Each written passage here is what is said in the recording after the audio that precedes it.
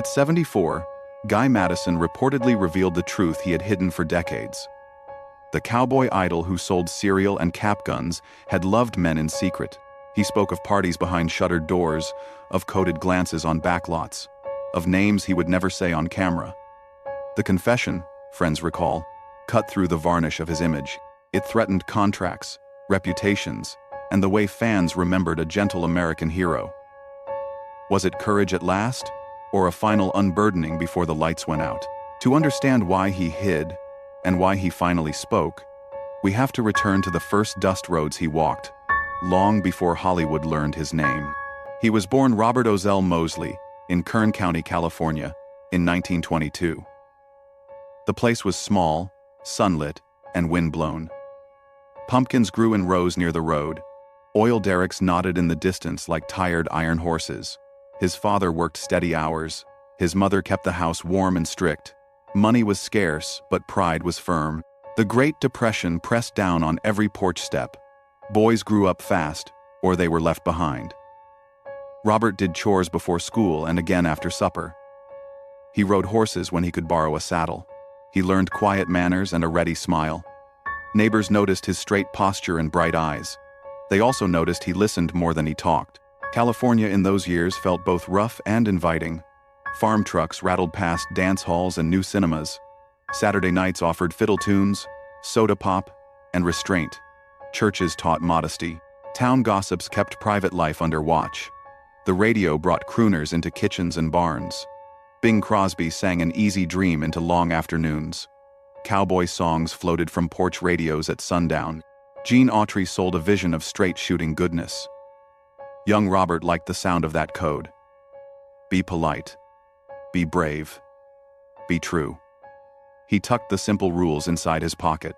The wider world grew harsher by the year. In Los Angeles, police broke up bars known for coded nights. Newspapers mocked men who did not fit the mold.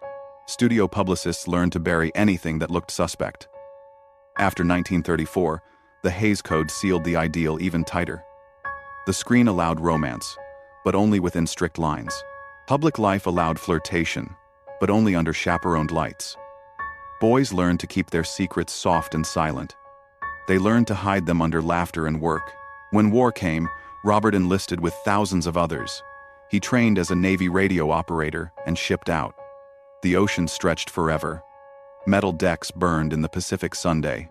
The headphones pressed grooves into his temples. Messages crackled and vanished like birds in fog. He learned patience and calm under pressure. He also learned how sudden a life could end. On leave, he walked Los Angeles streets with cautious wonder. Hollywood storefronts flashed neon promises at twilight. He did not plan on being a star. He only wanted a hot meal and a quiet bed. But fate prefers crowded sidewalks and open eyes. One afternoon, a talent scout studied the tall sailor in line. The man asked his name. Robert answered in that measured, gentle way. A door cracked open. The light spilled across the floor. He took one step toward it, and then another. The sailor in line met a man who spoke in polished tones. He introduced himself as Henry Wilson. He represented handsome boys who could learn fast. He liked Robert's quiet smile and broad shoulders.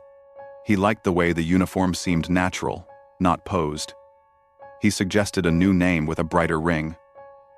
Guy Madison. It sounded simple and clean. It sounded like a boy you could trust. Papers were signed. A path appeared where only curiosity had stood. The first break came during the war years. David O. Selznick's office needed a fresh face. They cast the young sailor in Since You Went Away. The part was small, but the camera loved him. He looked like every letter home promised better days. Fan mail arrived by sacks, not handfuls. Women wrote from farm kitchens and factory floors. Soldiers wrote from barracks with aching jokes and bold wishes. The studio noticed the flood and smiled. A heartthrob without a past was a publicist's dream. Lessons followed at a punishing pace. Diction, movement, fencing, riding. He studied until midnight, and then again at dawn. Coaches corrected his vowels and his nerves. He watched older actors hit their marks and breathe. He learned to listen before speaking. The camera rewarded patience and sincerity. He carried both, like tools in a pocket. Then came Till the End of Time in 1946. Guy played a Marine adjusting to civilian life. Robert Mitchum stood beside him with easy swagger. Dorothy McGuire brought steady warmth and quiet ache. The film captured the nation's uneasy return to normal. Guy's restraint matched the moment. Reviewers used words like earnest and unspoiled. Audiences leaned in and felt seen. The studio leaned in too. They saw a dependable lead for the post-war years. More pictures followed in quick succession. Honeymoon in 1947 paired him with Shirley Temple. Westerns and adventure films framed the jawline and the stance. He rode well and looked right in a hat. He shook hands with rodeo champions and learned their rhythms. Publicity shots placed him under clean skies and bright banners. Photographers called him the new American silhouette. The phrase stuck to magazine covers and soda ads. Television exploded at mid-century and changed everything. In 1951, he strapped on a holster for the adventures of Wild Bill Hickok. The series ran through most of the decade. A radio version carried his voice to kitchens and cars. Kids ate cereal with his face on the box. Comic books sent him from prairie to canyon in bold panels. Parade floats rolled under confetti with his name painted large. He signed thousands of autographs without losing his smile. He shook fathers' hands and tipped hats to mothers. He knelt to talk with children at eye level. The niceness felt real, and people trusted it. Studio life looked polished from the street. Inside, it ran on careful illusions. Publicists arranged dates and posed photographs. Gossip columnists received winks and denials on schedule. The Hays Code still ruled every story told on screen. It also ruled the stories told about the stars. Guy learned the rules by heart and followed them. He knew how much one rumor could cost. The hat felt heavier than it looked. The holster pinched when the camera cut. The applause grew louder, and the rooms grew smaller. Soon, the double life would demand its price. He learned early that affection needed shadows to survive. Backlots after dark, private homes in the hills, quiet hotels under assumed names. In those rooms, the voice softened and the posture relaxed. The man called Guy could be Robert again. He could laugh without watching the door. Friends remembered the hush before the needle dropped on a Sinatra record. They remembered long pauses, slow dances, and a vow about silence. Nothing leaves this house. Nothing reaches the columns. Hollywood had its coded map. A florist who knew which table to reserve. A dresser who slipped a note into a jacket sleeve. A beach cove where photographers rarely climbed the rocks. He moved carefully along that map, guided by friends and chance. Confidants later recalled a tender patience that surprised them. The cowboy image promised swagger.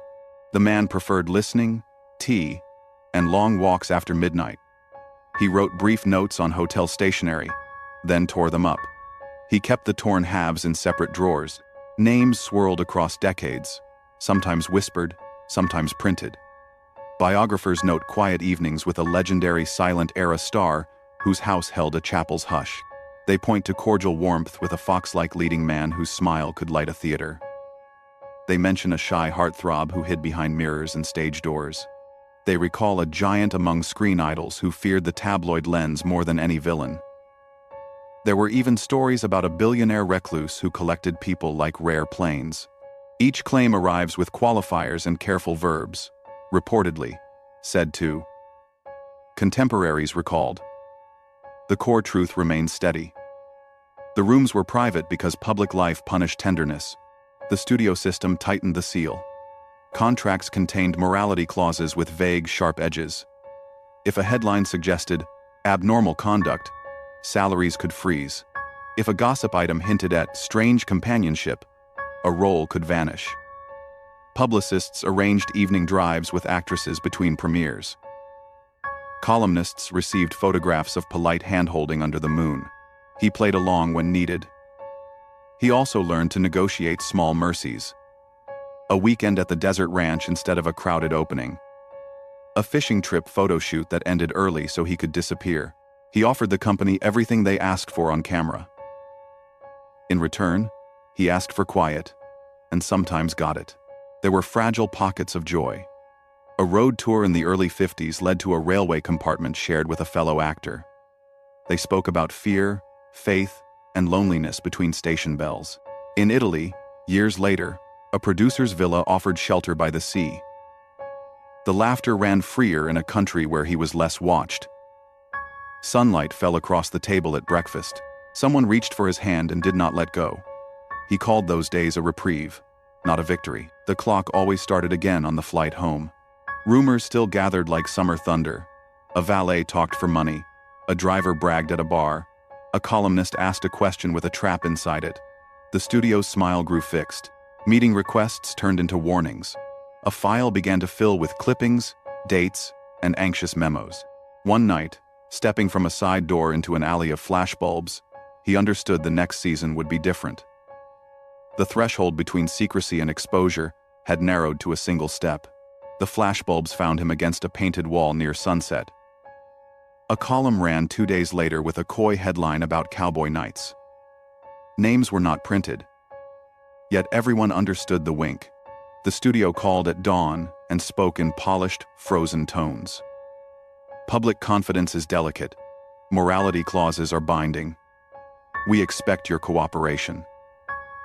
He thanked them and set the receiver down. The room felt smaller than it had the night before. Pressure arrived in practiced waves. A chaperoned date was arranged for the weekend. A photo spread promised a wholesome afternoon with borrowed puppies. A magazine profile praised his gentlemanly interest in a rising starlet. The script for a new film sat on his desk, then vanished without comment. Another part went to a louder personality with a shorter fuse. He felt the ground tilt under neat carpets and bright office lamps. He understood the arithmetic. A rumor could cost a season. A headline could cost a career. He met the press with a calm smile and careful words. He praised hard work, honest roles, and the kindness of fans.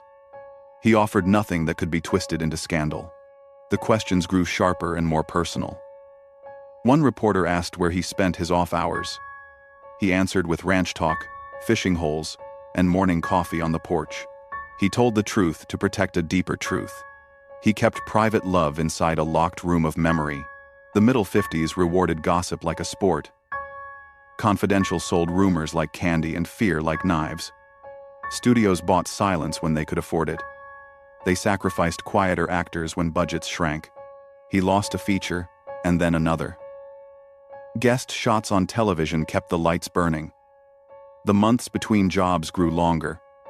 Friends stopped by with pie and steady voices. They closed the curtains and sat until midnight. He walked them to their cars and waved from the porch. Then he stood alone and listened to the street. The toll reached beyond the ledger. Sleep turned thin and jumpy. Church became a back pew and a quick exit. He wrote letters he never mailed. A romance ended because constant watch hollowed it out. Another began and could not root in dry ground. He learned the rules of survival. Say less. Move quietly. Let distance cool the fever. Europe began to sound like a plan, not a retreat. He packed the hat, the boots, and the quiet manners. The ticket bore his name in clean ink. The plane lifted into a night without cameras. Europe offered new pages and fewer prying eyes. He landed in Rome and felt his shoulders drop. Producers shook his hand and praised the American look. Directors liked the calm gaze and measured voice. He rode different horses across Spanish plains. He marched through war pictures and desert adventures. The schedules were quick. The money arrived on time. The interviews were polite and brief. He worked and slept and walked under unfamiliar stars. The move brought a kind of mercy. The gossip columns back home grew bored. The magazines covered fresher scandals and newer faces. He slipped from the loudest rooms without a slam. In Italy, he found a circle of friends who asked little. Dinners stretched late. Secrets stayed where they belonged, at the table. A companion traveled with him for a season. Later, another joined him by the sea. Biographers note tenderness without headlines and laughter without aliases. He called that period a long breath after years of holding air. Time still pushed its price across the counter. Hollywood changed and did not change. The code softened, then crumbled. New stories hinted at shadows once forbidden. Some men spoke privately about truth and safety. Others stayed silent and watched the tide.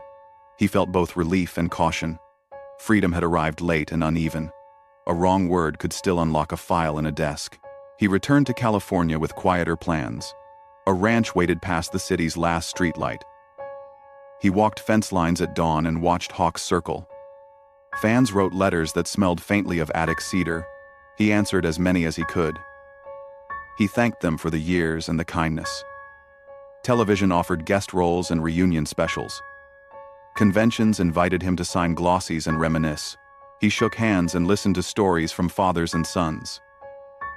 The cowboy had become a memory people wanted to touch. The industry gave him a small garland near the end, an award for Western legacy, handed over with applause. He smiled and held it like a fragile cup. He thought about stuntmen who had caught him when a saddle slipped. He thought about friends who had kept faith and kept quiet. He thought about the rooms where the music played low. Reportedly, he spoke more openly with trusted friends as the years gathered.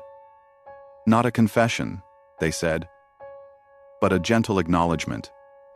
He had loved well, and he had paid a cost for that love. Illness narrowed the days in his final season. He kept his voice kind and his eyes steady. He trusted that the people who mattered already knew the truth. The rest, he believed, belonged to the soul and to time.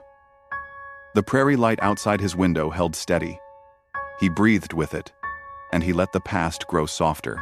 The road behind him had been long, harsh, and strangely tender. The road ahead asked only for honesty, and at last, he felt ready. He once said that a man was not only what the camera caught, a man was also what he guarded when the lights went off. That became his quiet creed. Keep the kindness. Protect the private heart. Hold fast to loyalty. He had played heroes who never flinched. Off-screen, he learned that courage sometimes meant saying little and loving anyway. The cost of that choice was real. Roles vanished, headlines teased, friends drifted. Yet the smaller circle that remained felt truer than any poster on a wall. Look at the legacy without the varnish. A farm boy named Robert found a stage name and a nation's smile. He worked hard, stayed gentle, and gave people a figure to root for. He also carried a secret through years that punished tenderness. The culture was not ready, but the heart does not wait for permission. He built a life within careful borders and still found room for joy. He learned that survival could look like a quiet dinner, a safe hand, and a door that locks.